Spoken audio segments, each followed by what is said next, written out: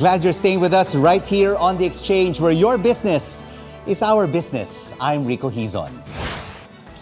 What is it like being an artist in the country, from creating works within small confines to selling pieces and promoting them to a wider audience? Let's now have an exchange with visual artist Alfredo Esquillo, joining us now from the Esquinita Art Farm in Tanawan, Batangas. Eski, maraming salamat for joining us ngayon. Everyone is back to normal, no? Everyone is visiting galleries and museums. Pero how vibrant is the art industry right now? Rico is very vibrant. Recently, nakikita ko sa mga social media post na laman ko na kompleto na pala yung mga art fair natin sa bawat regions.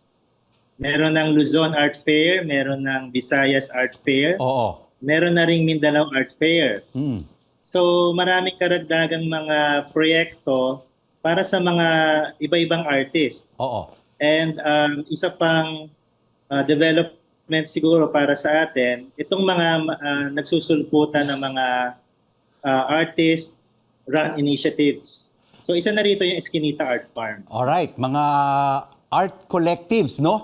Ang dami-dami ng lumalabas ng mga bagong artists. Pero do all of them get an opportunity to be able to showcase their art in these art fairs and in galleries and museums?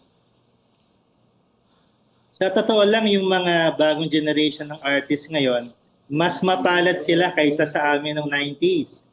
Kasi noong 90s, kahit kakaunti lang kami, kakaunti rin yung mga galleries, kakaunti rin yung mga art collectors.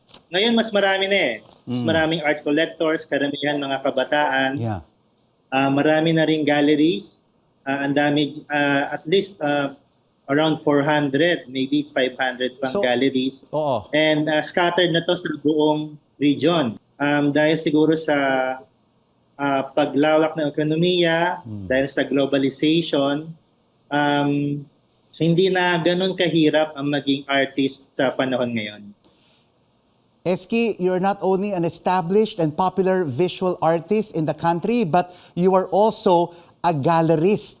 How are you supporting up-and-coming young artists? So Rico, ito yung setup sa akin. So ako bilang artist, bilang isang pintor, nabibili yung mga artworks ko. So yung pondo galing sa artworks ko, ito rin yung pang-pondo para sa mga proyekto namin dito sa Esquinita Art Farm. So katulad ng Art in the Lake last year, yung art festival na ginawa namin dito, nagbenta ako ng 2 paintings. Ito yung pinang-pondo namin sa art festival namin. So tumutulong ka talaga, no? Tumutulong ka talaga sa mga visual artists. Gaya ngayon, no? Sa likod mo, merong mga several artists who are visiting the Esquinita Art Farm, and you are creating a mural. So itong ginagawa namin ngayon, Rico, ito ay isang mural collaboration with Tuklas artist. Ang Tuklas yung programa namin sa Esquinita Art Farm. Ito ay mentoring and grants program. So meron na kaming 5 batches ng mga grantees. Binibigyan namin sila ng art residencies dito sa Esquinita Art Farm. And tuloy-tuloy yung mga projects namin para sa kanila.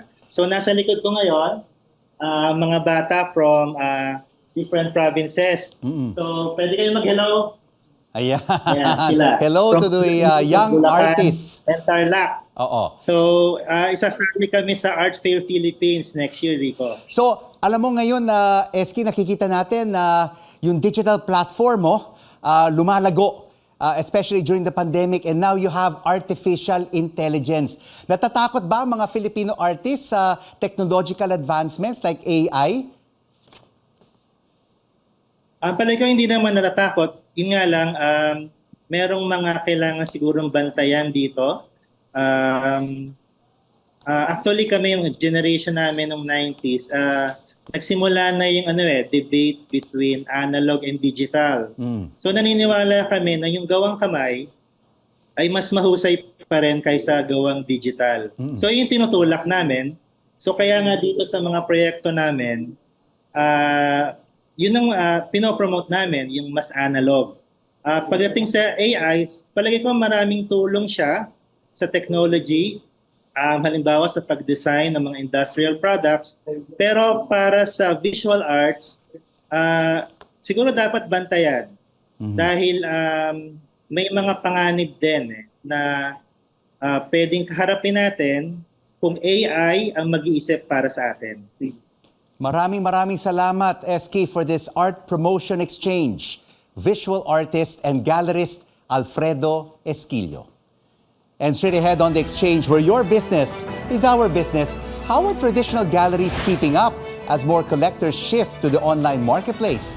We speak with Galeria Duemila and the Ateneo Art Gallery here on CNN Philippines. News you can trust.